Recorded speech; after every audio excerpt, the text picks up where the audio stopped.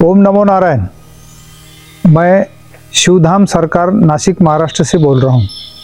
मित्रों, आजकल पैरालिसिस के जो पेशेंट है वो यानी जिसे अर्धांग वायु कहते हैं, लकवा कहते हैं, इसके पेशेंट बहुत सारे बढ़े हैं अभी। उसका कारण है कि जो आपका अनियमित रहन सहन है, नैसर्गिक नहीं, जैसे हद से ज़्यादा स्मोक करना, हद से ज़्यादा ड्रिंकिंग करना, हद से ज़्यादा श्रम करना, या तो फिर आपको कोई डायबिटीज़ है, डायबिटीज़ पे वो आपका ख्याल नहीं है कि डायबिटीज़ कितना बड़ा है, शुगर लेवल एकदम अप हो जाना या शुगर लेवल एकदम कम हो जाना, या तो ब्लड प्रेशर है। कुछ लोग ऐसे हैं कि बीपी की गोली रेगुलर लेते नहीं है। मित्रों, अगर आपको बीपी लग गया तो बीपी रोग के अंदर आपने हर दिन गोली लेने का है। डॉक्टर का परामर्श करने के बाद ही आप जो है गोली छोड़ सकते हैं, अपने मन से नहीं छोड़ने का। शरीर एक ऐसी चीज़ है कि बीपी अगर आपका अचानक बीपी की गोली समझो आपने बंद कर दिया, भाई मुझे कुछ नहीं होता है, ऐसा नहीं है। बीपी की गोली अगर आपने छोड़ दी तो ये समझो कि आपका हाई बीपी होता है।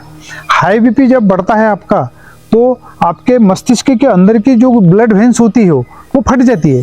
वो फट गई कि फिर वो जो है, जो सेंसर्स है अपने ब्रेन के अंदर, जो हर पार्ट के ऊपर जो है अपना कार्य करते हैं, ऑटोनोमस कार्य करते हैं, उसका संतुलन बिगड़ जाता है। फिर हाथ और पैर आपके निकामी हो जाते हैं। तो मित्रों, मैं ये चाहता हूँ कि आप कोई अगर समझो जो किसी रोग से अगर पीड़ित है आप, और साथ में ऐसा है कि कोई ऐसा है कि अंग्रेजी दवा आप रेगुलर ले रहे हैं, और अंग्रेजी दवा रेगुलर लेते समय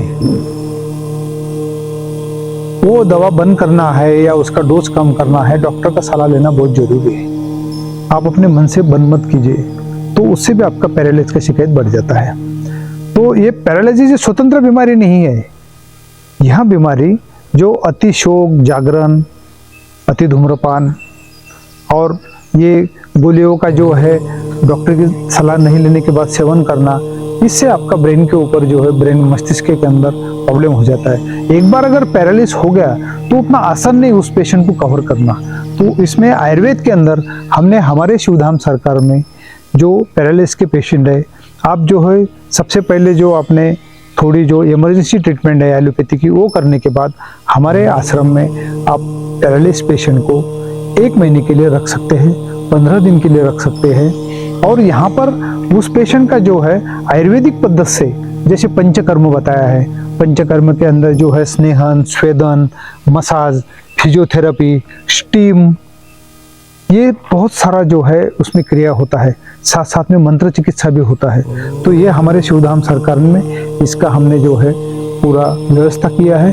अगर आप पैरालिसिस पेशेंट है तो आप हमारे शिवधाम सरकार में आ सकते हैं। यहाँ पर उनको आयुर्वेदिक और कुछ हमने जो योग संशोधन की जड़ी बूटी की जो दवा है, वो दवा भी आपको जो है यहाँ पर मिल जाता है।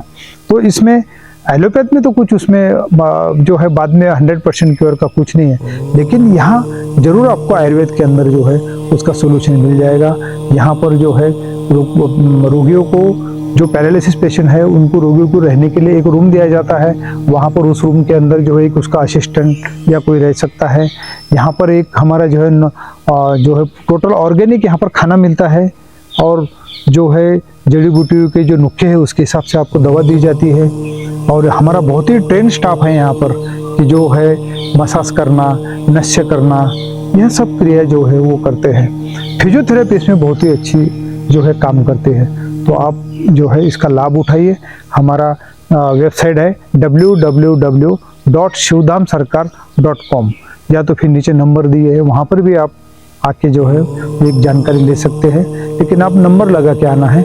आश्रम में काफ़ी हमेशा गर्दी रहती है, तो अपना समय बर्बाद नहीं होने के लिए आप जो है नंबर लगा के ही आइए।